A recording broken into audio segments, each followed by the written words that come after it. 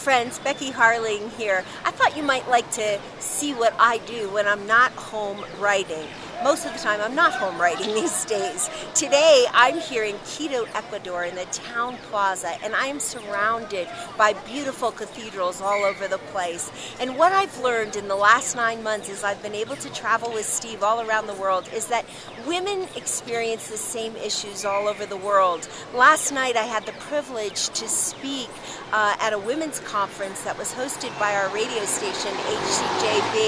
And the women were beautiful. And as I was speaking, we were talking about the hard things that God has allowed in our heart, and the hard things God has allowed in our childhood, really, and the emotional messages that He wrote on our hearts as little girls.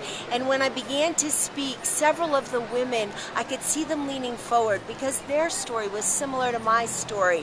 While culture may separate us, the difficulties that we go through as women don't separate us. And what I've discovered is that women all over the world have the same issues, and they all need Jesus like you and I. And Jesus promises to bring hope and healing. And so last night I was able to pray with many women.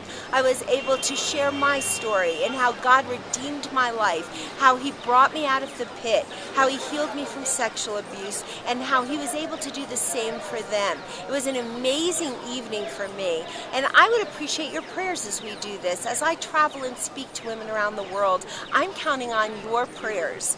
You can pray that God will continue to fill me with His Spirit, that He fills me with His Spirit of wisdom, because there's a lot of decisions in these trips, that you can pray that He will give me the energy to be all that He's called me to be as we get off and on of planes, and as we grab our luggage, and as we're running through airports, and as we're visiting with people all around the world. You can be praying that God will continue to give us energy, that He'll keep me healthy, and that He'll, most of all, continue to use me for His glory and His purpose.